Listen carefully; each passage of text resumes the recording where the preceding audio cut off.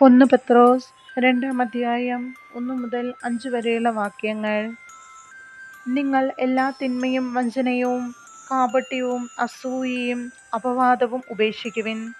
രക്ഷയിലേക്ക് വളർന്നു വരേണ്ടതിന് നിങ്ങൾ പരിശുദ്ധവും ആത്മീയവുമായ പാലിനു വേണ്ടി ഇളം പൈതങ്ങളെപ്പോലെ ദാഹിക്കുവിൻ. കർത്താവ് നല്ലവനാണെന്ന് നിങ്ങൾ അനുഭവിച്ചറിഞ്ഞിട്ടുണ്ടല്ലോ. അതിനാൽ സജീവശിലയായ അവനെ നമുക്ക് സമീപിക്കാം. മനുഷ്യർ തിരസ്കരിച്ചതും ദൈവം തിരഞ്ഞെടുത്തതുമായ അമൂല്യ ശിലയാണവൻ. നിങ്ങൾ സജീവശിലകളെ കൊണ്ടുള്ള ഒരു ആത്മീയ ഭവനമായി പടുത്തുയർത്തപ്പെടട്ടെ. യേശുക്രിസ്തു വഴി ദൈവത്തിന് സ്വീകാര്യമായ ബലികൾ അർപ്പിക്കുന്നതിന് വിശുദ്ധമായ ഒരു പുരോഹിത ജനമാവുകയും ചെയ്യട്ടെ. നമ്മുടെ കർത്താവായ മിശിഹായ്ക്ക് സ്തുതി. വിശുദ്ധ മത്തായിയുടെ സുവിശേഷം 23-ാം അധ്യായം 23 മുതൽ 28 വരെയുള്ള വാക്യങ്ങൾ. കപടനാട്യക്കാരായ നിമഗ്നരെ, ഫരിസേയരെ, നിങ്ങൾക്ക് ദുരിതം.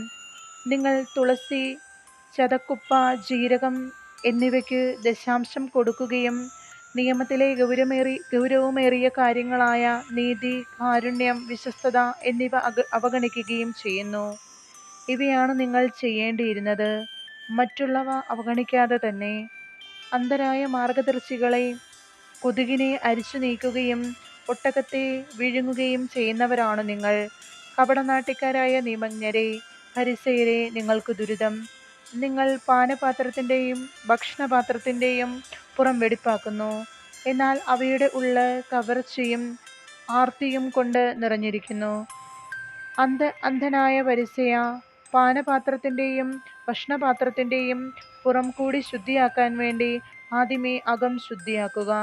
കപടനാട്യക്കാരായ നിയമജ്ഞരെ, ഫരിസേയരെ, നിങ്ങൾക്ക് ദുരിതം. നിങ്ങൾ വെള്ളയടിച്ച കുഴിമാടങ്ങൾക്ക് സാദൃശ്യരാണ്. അവ പുറമേ മനോഹരമായി കാണപ്പെടുന്നുവെങ്കിലും അവയ്ക്കുള്ളിൽ മരിച്ചവരുടെ അസ്ഥികളും സർവ്വവിധ മാലിന്യങ്ങളും നിറഞ്ഞു കിടക്കുന്നു. അതുപോലെ ബാഹ്യമായ മനുഷ്യർക്ക് നല്ലവരായി കാണപ്പെടുന്ന നിങ്ങൾ ഉള്ളിൽ കാപട്യവും അനീതിയും നിറഞ്ഞവരാണ്. നമ്മുടെ കർത്താവായ മിശിഹായ്ക്ക് സ്തുതി.